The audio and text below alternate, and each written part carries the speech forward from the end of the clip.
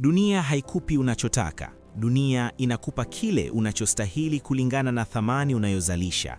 Falsafa ya mafanikio inatufundisha kuwa ukitaka kupata zaidi, ni lazima uwe zaidi. Watu wengi wanatafuta fursa nje, wakati fursa ya kweli huanza ndani ya fikra zako. Kama anavyosema mtaalamu wa hamasa Jim Rohn, usitamani mambo yawe rahisi, tamani wewe uwe bora zaidi.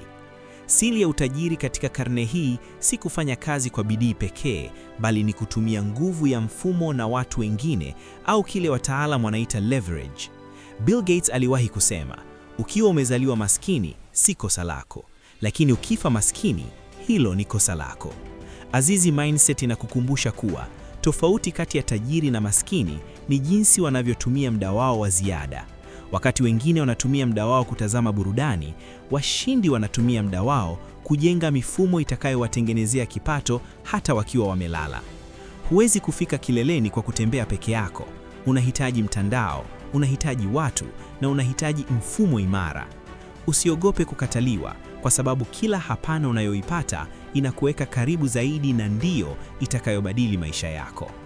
Acha kuishi kwa kutegemea mshahara mmoja pekee, ambao ni hatari kubwa kwa usalama wako wa kifedha.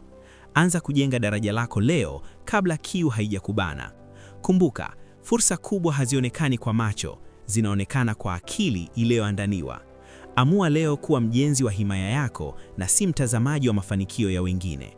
Kwa msaada zaidi wa jinsi ya kukuza uchumi wako na kubadili mfumo wako wa kufikiri kuelekea mafanikio ya kudumu, hakikisha unafollow Azizi Mindset sasa, ili tuendelee safari hii ya mabadiliko pamoja.